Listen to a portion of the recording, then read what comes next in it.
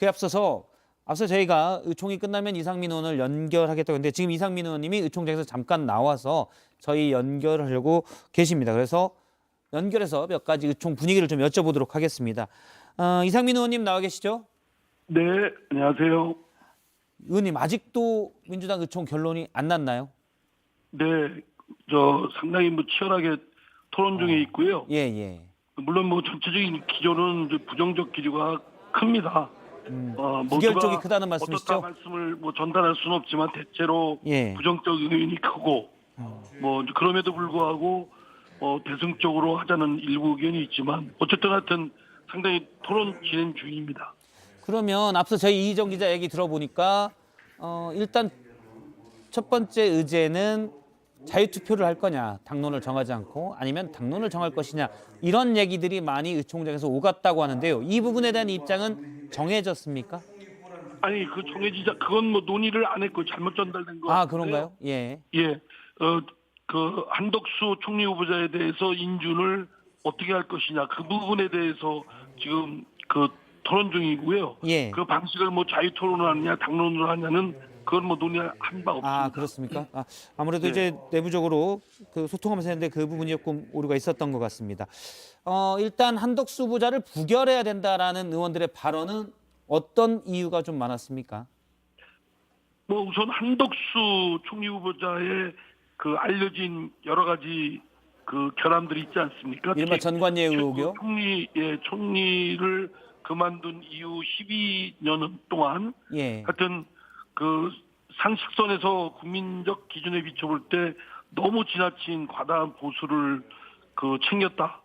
이거 공직을 말하자면 경제적 이익을 얻는데 수단으로 삼았다. 이런 평가가 인사청문회의 위원들의 대체적인 결론이고요. 예. 그것이 다시 총리로서 공직 수행을 하기에는 중대 결함이 있다. 이런 인사청문회 위원들의 결론이고 또 부정적 생각을 갖고 있는 의원들입니다. 거기에 예. 덧붙여서 더 부정적 기류에 불을 붙인 거는 윤석열 대통령의 독단적이고 아집에 찬 국정 운영, 특히 한동훈 법무장관이 임명이 야당의 반발이 뻔히 예상됨에도 불구하고 그 전날 협치와 또 국회의 의견을 존중하겠다, 협의하겠다라고 해서 여야 간의 협치, 대통령과의 협치가 잔뜩 기대를 불러 일으켜 놓고 예. 하루 만에 다음 날 한동훈 법무장관을 임명을 강행했습니다. 그거는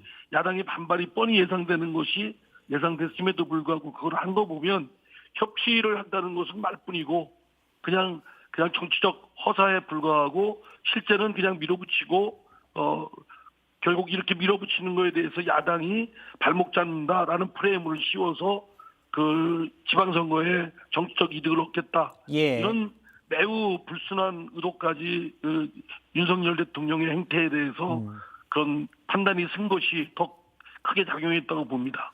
예. 일단 반대되는 부결을 주장하는 의원들의 목소리는 한덕수 후보가 원래 부적격인데다가 대통령이 협치에 대한 진정성을 전혀 보이지 않고 있다라는 이유를 많이 주장을 했다고 하셨는데요.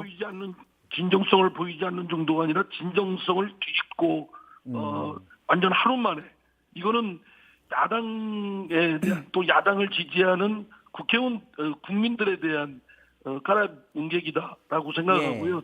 저같이 저같이 당내에서 어떻게 하면 타협하고 좀 해주자라는 사람들의 입지도 굉장히 위축돼 있습니다. 윤석열 대통령의 그러한 행태 때문에 타협하자 이런 얘기를 하기가 상당히 어려운 입장입니다. 예. 지금 말씀은 이제 이상민 의원님처럼 약간 협치를 해야 되고 온건한 목소리를 냈던 분들도 의원들을 설득하기가 어려운 상황이다. 왜냐하면 윤석열 대통령이 워낙 강경하게 협치하는 정반대의 길로 갔기 때문에 이런 말씀이시죠? 예. 하지만 이제 가결을 주장했던 의원들도 꽤 있는 걸로 알고 있습니다. 이 부분에 이 의원들의 주장의 근거는 뭐였나요? 그럼에도 불구하고 이제 당장 발목 잡기라는 그런 프레임에 걸려서 예. 또 야당 우리 더불어민주당에 대한 국민적 또 특히 중도층의 그런 비판이 있을 것이다. 흔히 얘기하는 그런 얘기들이죠. 지방선거를 앞두고 부담된다는 거군요. 예, 그런 측면도 있지만 이거를 만약에 야당이 이런 부분에 특히 윤석열 대통령의 아집에 찬 국정 행태에 대해서 아무런 제동이나 견제도 없이 그냥 속수무책으로 그냥 끌려가는 그러한 모습을 보이는 것 또한 국민들로부터 더불어민주당이 야당으로서의 제 역할을 못한다라고 비판, 책임을 져야 될 부분이기 때문에 그건 뭐 양측면이 다 있다고 생각됩니다. 알겠습니다. 지금 말씀을 쭉 들어보면 이상민 의원님이 보시기에는 민주당 의총 결론은 부결 쪽으로 날 가능성이 높다라고 저희가 일단은 해석을 해도 되겠습니까? 뭐 이미 뭐 그렇게 알려져 있고 사실 또 예. 그런 분위기입니다. 제가 들어보면은. 알겠습니다. 저 의원님, 저 김근식입니다. 네, 야, 안녕하세요. 의원님 질문 하나 드려도 될게요? 질문 하나 드리겠습니다. 네, 네, 네.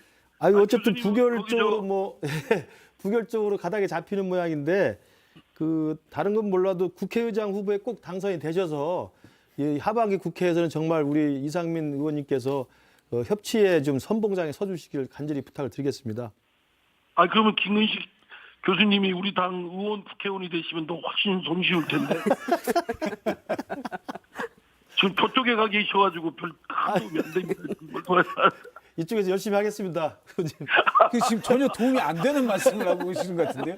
김구식 교수님께서. 지금 이상민 의원님은 국회의장에 도전을 하셨잖아요. 네네. 예, 혹시 국회의장에 도전하는 배경, 뭐 물론 하고 싶으시겠죠. 배경은 예. 어떤 게 있을까요? 우선 지금 정치 부재, 정치 상실 시대라 할 정도로 정치가 제 역할을 못하고 정치가 본산인 국회가 그 리더십을 상당히 훼손되고 침해돼 있어서 정치에 대한 또 국회에 대한 혐오나 무용론, 해체론까지 나오고 있는 정도 아닙니까? 국회의장으로서 리더십을 좀 제대로 발휘해서 국회가 정치의 본산으로서 그 역할을 견제와 균형도 하고 또 협치도 하고 이를 유효적절하게 대통령과 또는 국회 내에서 여야의 관계를 잘 발휘해서 좀 바람직한 국회의 정치 모습을 좀 보여드리고 싶고요. 또 하나는 좁쌀 같은 그런 찌질한 모습, 정치의 모습이 아니라 좀 큰 걸음의 시원시원한 정치의 모습도 의장으로서 총대 메고 보여드리고 싶습니다. 예, 사실 민주당이 과반이 훌쩍 넘기 때문에 민주당 의원들의 뜻에 달려 있는데요. 어떻게 전망을 하고 계십니까? 저는 이제 그동안 쓴소리했다고 해가지고 당내에서 고깝게 생각하는 분들도 계시고요. 예. 또 당내 기저에는 그런 할 만한 소리를 했다라고 또 격려해주는 의원들도 있고 그래서 사실은 의원 상대의 선거는 그걸 잘 가늠하기는 어렵습니다. 예. 저는 화요일 날 있으니까 최대한 제가 당에 대한 것이든 정치에 대한 것이든 중심을 좀 전달을 해서 의원들로 하여금 지지를 지금 하려고 찾아다니고 있습니다. 일단 의장이 만약 되면 앞서 이제 정치의 신뢰 회복을 강조하셨기 때문에 협치 이런 부분들을 제일 강조를 하는 걸로 이해를 하겠습니다. 현재는 김진표 의원, 이상민 의원, 조정식 의원 세 분이 5선으로 지금 출마를 하셨고요. 우상호 의원이 4선으로 국회의장직에 도전한 상황입니다. 네, 여기까지 얘기를 듣겠습니다. 이상민 의원님 말씀 고맙습니다. 네, 감사합니다. 예.